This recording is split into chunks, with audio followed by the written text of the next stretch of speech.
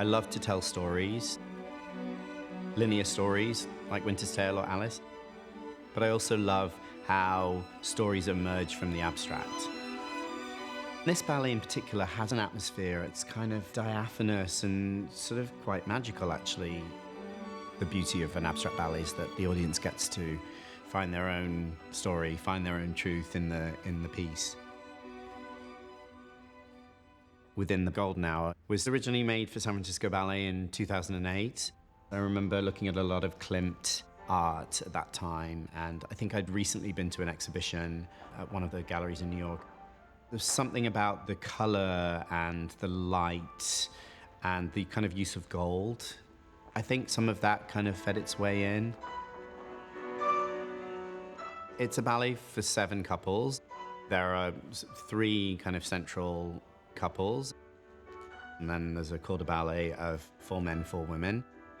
It's quite romantic, Golden Hour, and it deals with like the playfulness of courtship. It deals with the connectedness of the sort of central pas de deux. Almost like you're taking a journey around an exhibition and you're seeing different groupings, different relationships, all painted by the same artist, but all telling slightly different stories. Okay, house lights and tab dressing to half go. Let me know when they're there. Bringing a ballet that's been created for another ballet company to the Royal Ballet, it sort of opens up the options. We took a look at how the ballet had looked in San Francisco, and it had its own very distinct look there. We just felt like it could sort of have its own Royal Ballet look, which is why we decided to change the costumes.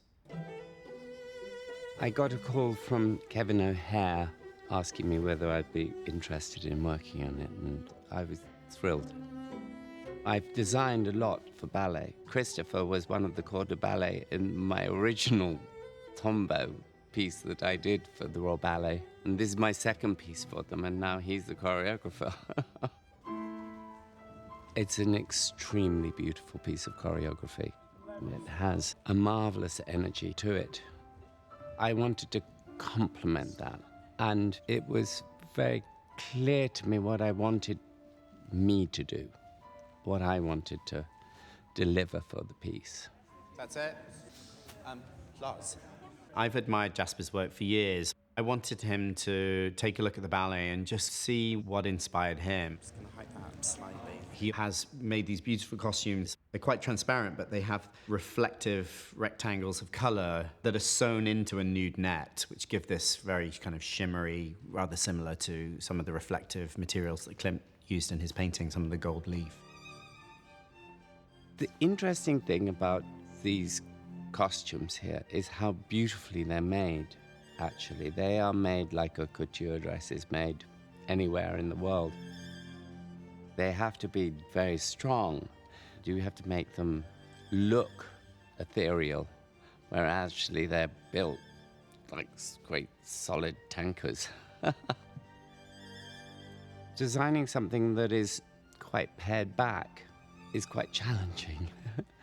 It's about what you're going to strip out of the thing without losing a sense of theatre. You want to engage, but you don't want to overtake. Designing clothing, as in what I do as a day job, that is a very different thing from creating the visuals for a piece of staging.